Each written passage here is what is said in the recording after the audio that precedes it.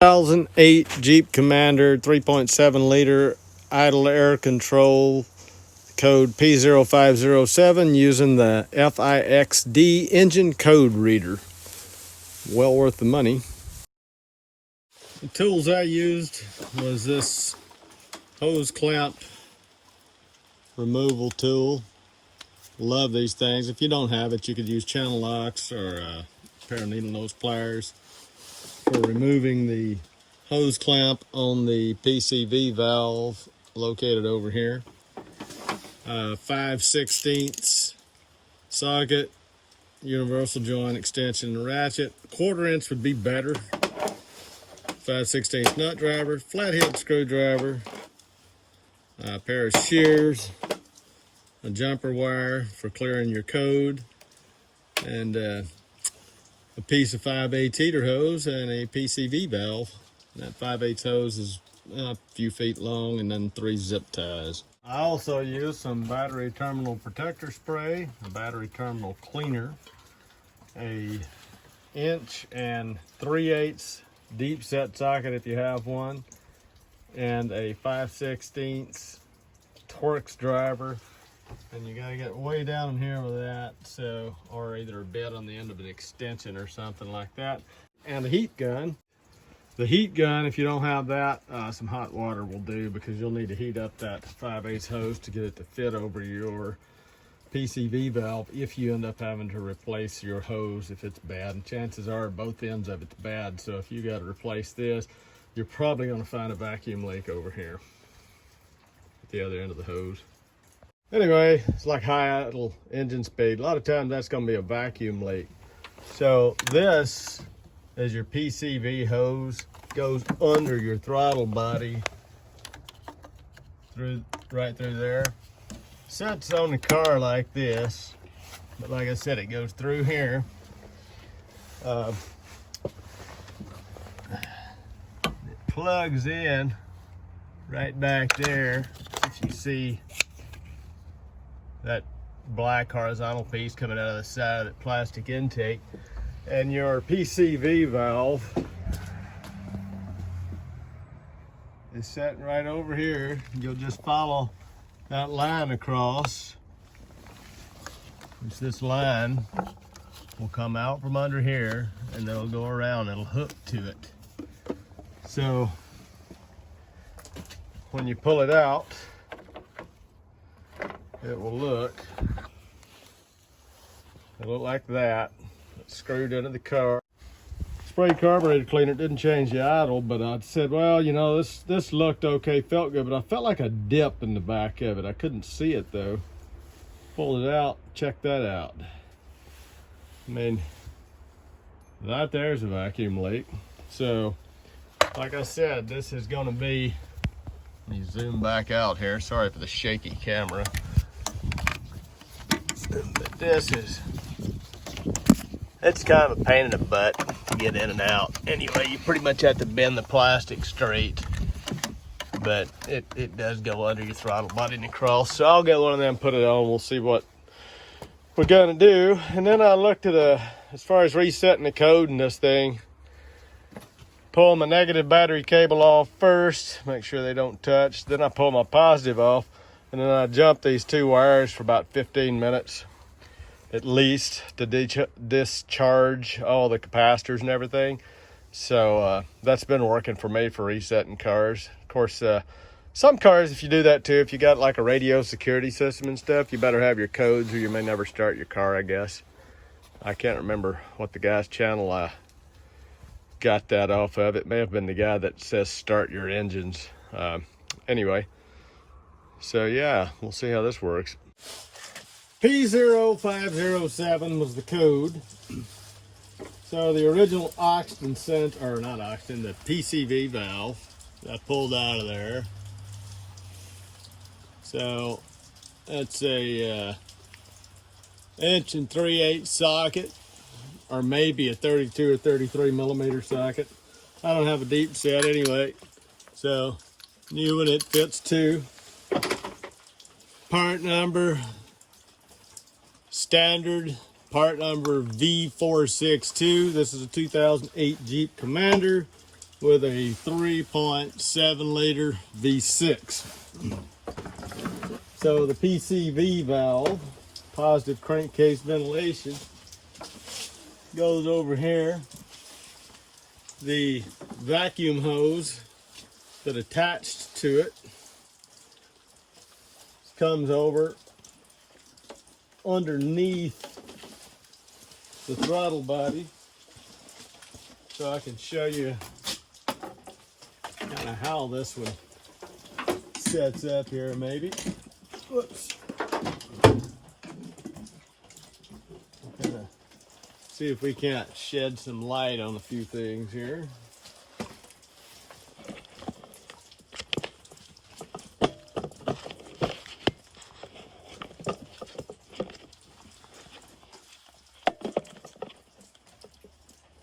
That moved around there.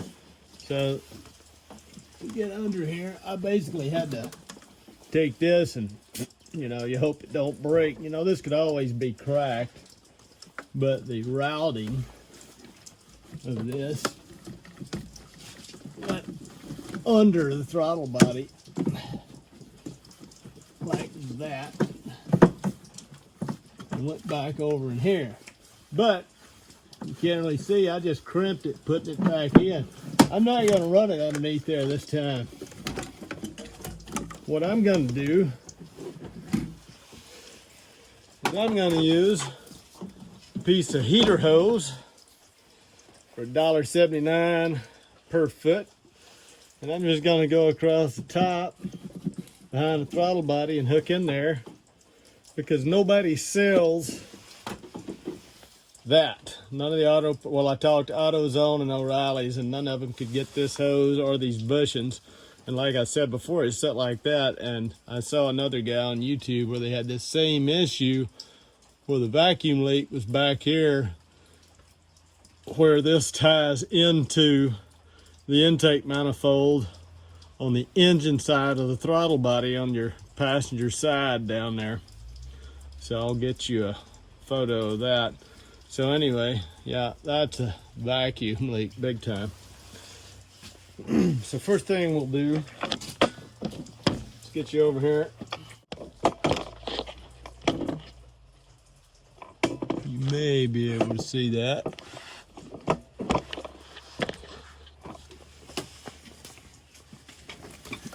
And it goes right there's the hole for the PCV, positive crankcase ventilation valve, PCV valve.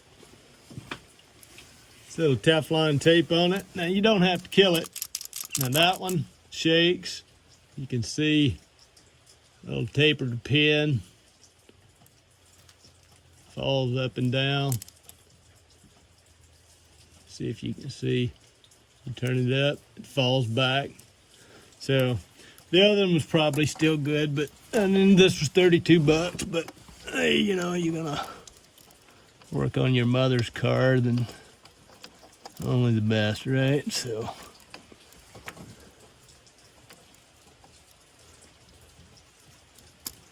it is kind of a tight spot here.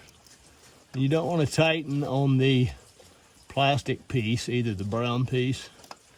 And then also watch out for your wiring harness. You don't want to cause some kind of short or something like that. So you'll have to put that out of the way to get your socket on, which is, don't give you much room here. Just an extra ½ inch of wire would have been all it would have took. So I'm gonna have to get something. Like I said, you gotta be careful here.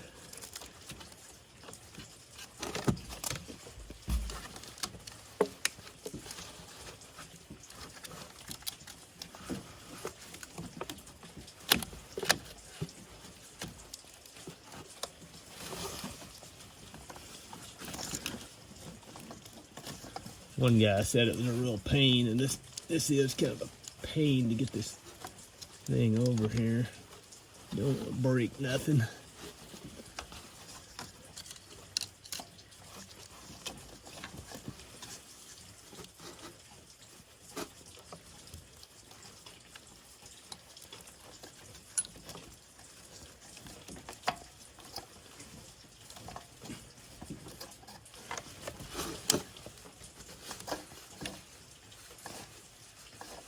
You don't have to kill it.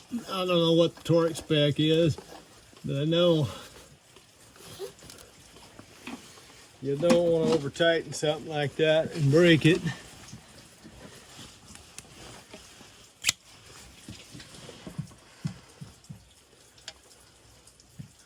And it is screwing in the metal.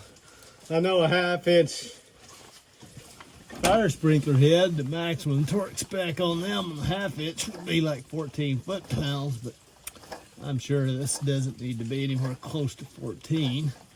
But I may be wrong. Either way, it's not like it's gonna leak, so.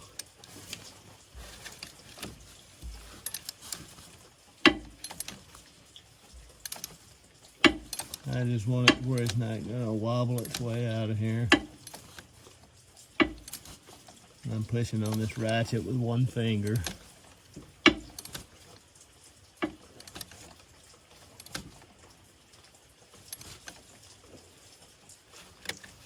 No, I'm sure that's tight enough.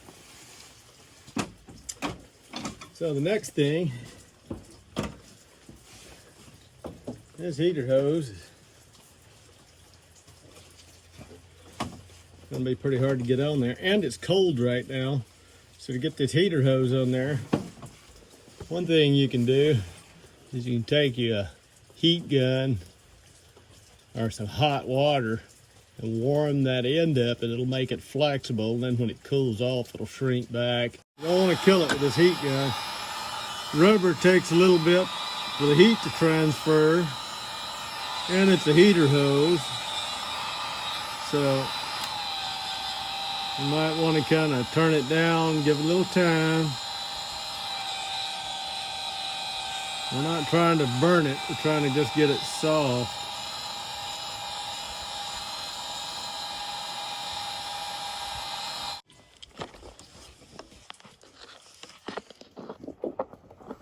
Now we'll see if we can force it on there.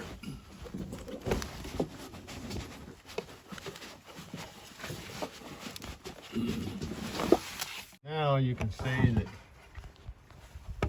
it's all the way down on there. And now I'll slide the hose clamp down, tighten that up, and then we'll reroute it across the other side. Because that connector's a little bit bigger than 5/8 hose there. And it's probably sealed good enough, but I'm just gonna go ahead and put this hose clamp on it.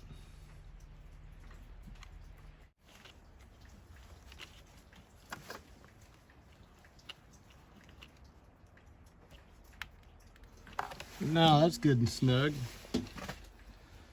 We'll run this right across the top there.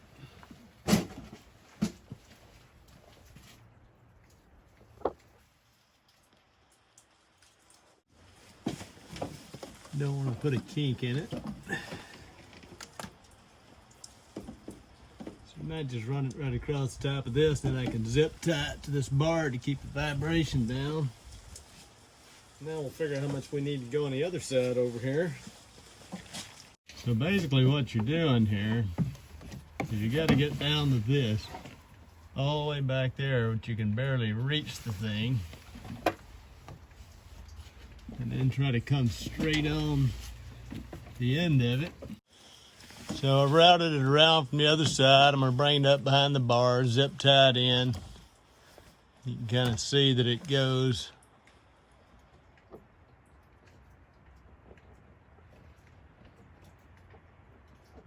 it's going to go on that. So I got to mark my hose.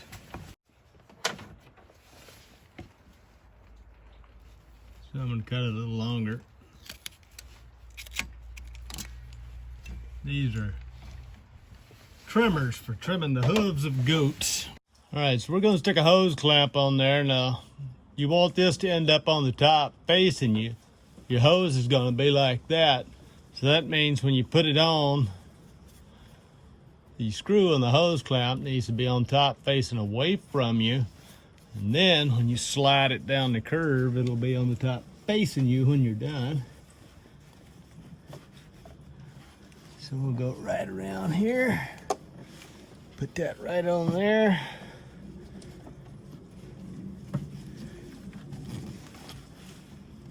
Got our hose cut good. This clamp's barely big enough. All right, so that's where that needs to be. And I'll take my 5/16 socket on an extension here.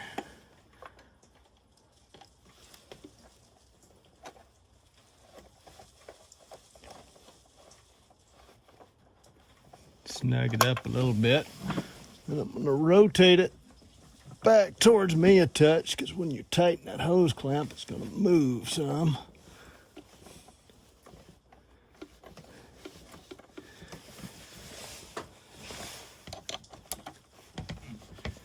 Now it is a hose clamp, so yes, you can break it. So it's just on the head of a ratchet here. It's going to be kind of finger tight.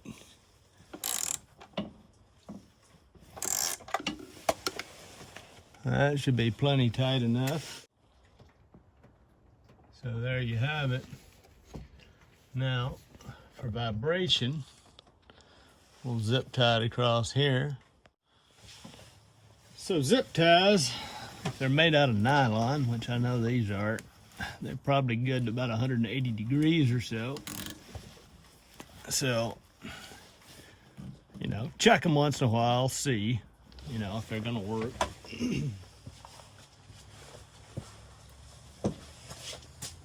I'll throw us one more on there. And then, see where this will end up once we get our intake put back on there. One of the things I did, I thought I found a leak across this portion of that, and I just took and cleaned it off real good, put some black RTV on there and let it dry thoroughly, because if you use silicone sealant on stuff, you can screw up sensors and things like that. So anyway, that should be good now. And it just smells like rubber. It doesn't smell like vinegar. So the other thing is you got a couple of Torx bits in here, and the Torx driver for these is a 5/32. So it'd be a good idea if you had an extension. So do not try to operate that throttle body with your fingers, because this is a drive-by wire. So if you look over here, this is electronically controlling this butterfly valve with the throttle position sensor and everything. So if you go in there and you force that thing open, you'll break this and you'll be buying all new parts there. So this is a drive-by wire thing, kind of like a fly-by-wire system.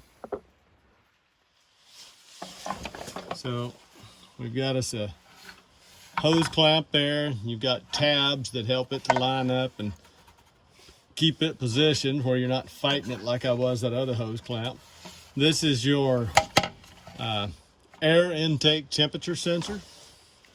And then another thing I was going to say is, when you're replacing this PCV hose, you also want to check your hose that lets the air into your crankcase, which would be this hose right here, this one right here. So you also want that to have a good seal on it, and you kind of see this line right here. See if I can get you up in there a little closer.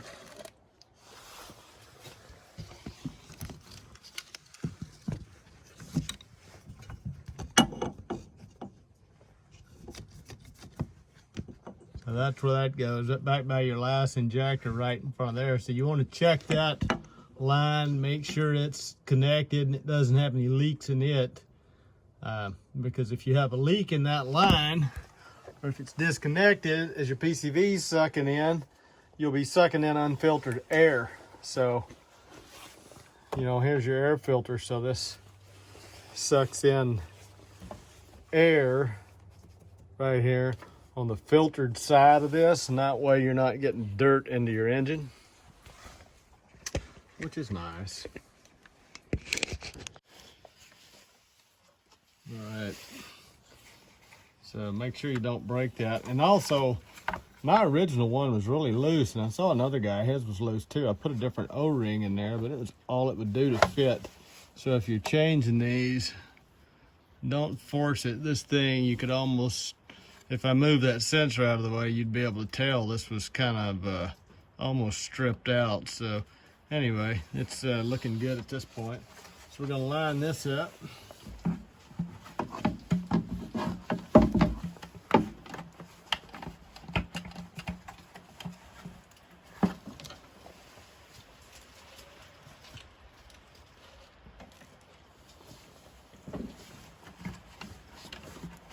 You want to line your, somebody put a freaking hose in my way. Ugh. There we go. Get that out of the way. Line your throttle body connection up there. And you got to feel around that. Make sure you don't have anything rolled and everything's in place.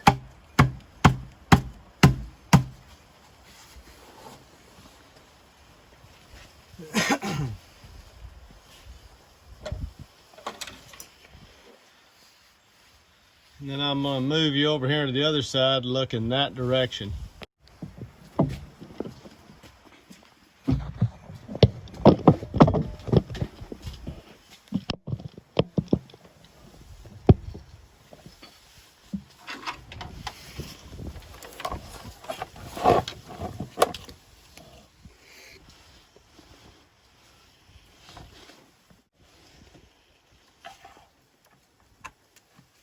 You get your Torx bit in there, and I turn these backwards first until I feel the thread jump, and then I carefully go in. You see it's pulling down, so I know that one started. Painful to deal with because my Allen wrench is not quite long enough here.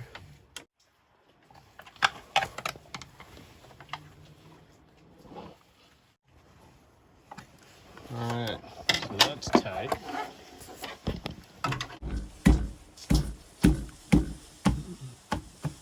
Set it right down over the top of that.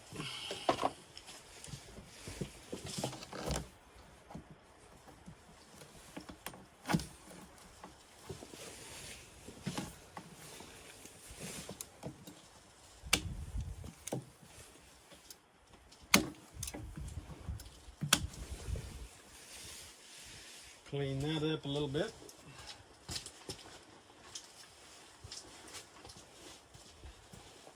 Next thing we have to do, we're going to tighten that for sure. Don't forget to tighten these. And then also, you have this connector here. Don't forget to put your connector back on your air intake temperature sensor. Keep that stuff nice and clean.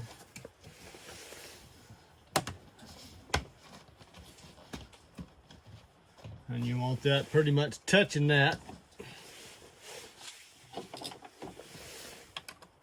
5/16 nut driver.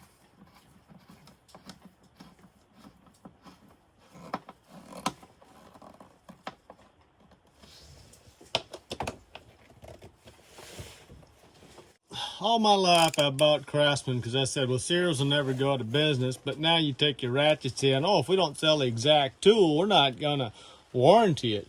Well, channel lock sockets, I've been buying these lately to replace stuff. I like these.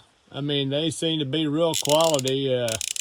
Got them up the road here at the hardware store. So channel lock brand, I kind of like them. And they're color coded, like I believe your metric and standard.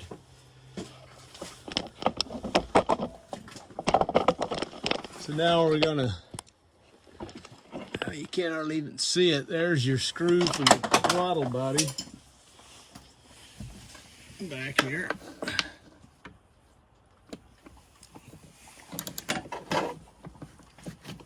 I would be using 1/4 inch if I hadn't broke mine the other day.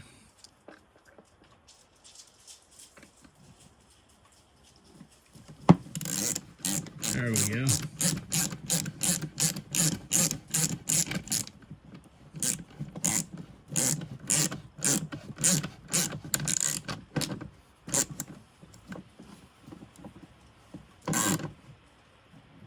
And don't kill it.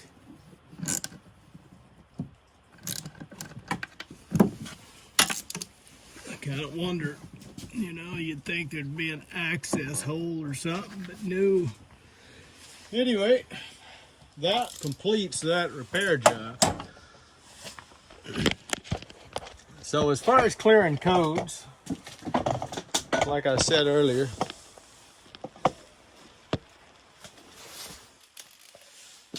I discharged all the capacitors in this by attaching a jumper wire to the hot wire and the ground wire. You got to keep them off the post. Do that for at least 15 minutes. Turn your headlights on. Of course, they won't light. And then a word about these batteries. When you hook these cables back up, if there's any hydrogen gas in here, it's extremely explosive. This battery can literally blow up and kill you. They explode. It's a hydrogen explosion. So one of the things you do when you do your battery maintenance, you know, that's why it says shield eyes, explosive gases, can cause injury or blindness. It can flat kill you. I know of people who have actually had these blow up wearing a face shield and safety goggles and end up having broken bones, almost being blinded, being partially blinded. So yes, it can happen. One way to help prevent that is to make sure your battery cells are full of water as they should be. So we're going to add some distilled water to this and top them off. You use distilled water because mineral water and tap water has salts or impurities, minerals in there, and they can react with the battery acid and weaken it.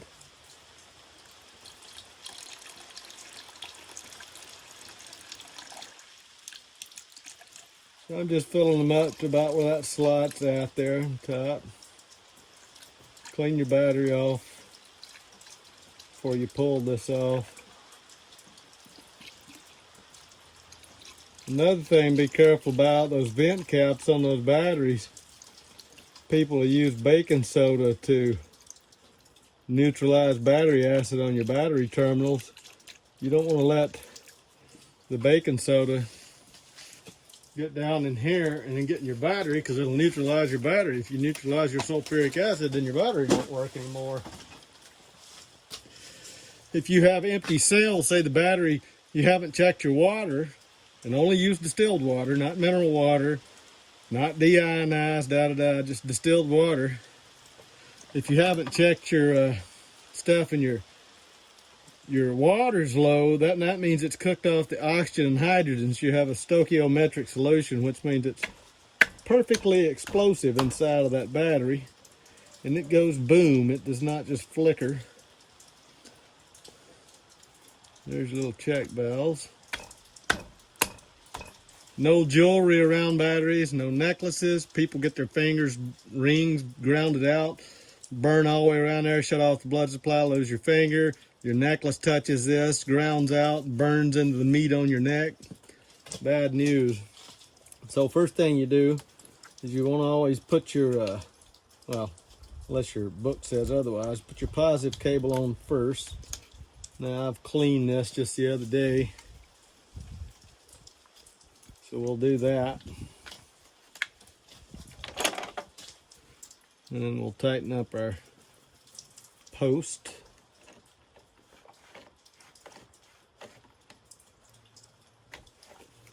And then I'll spray these again with the battery spray. And when I go to put these things together, I get it lined up and I turn and face away from the battery to do it, because generally there's going to be a little spark there, and I'll also blow on it before I do that, or if there's a breeze right now, but I'll blow away from it if there's no breeze, and I'll put my hand up there and I'll turn away, I'll push it down, because it's going to spark, because you're charging up capacitors in your car, so it's going to immediately draw current. That's why if you leave a car set for a long time, you know, they're going to discharge some, because you've got some keep alive circuits in motors. So you're always going to get a spark hooking it up, and if you don't get a tiny spark, you may not see it, but it'll be enough to explode something. So anyway, now the code will be clear. So all we have to do is start it up, and I know the code won't show. Like last time, I just cleared the code after I checked for leaks, and it was about a day and a half, and they returned. So starting it up's not going to prove anything. But yeah, that should hopefully get rid of that code. Hope this helps somebody.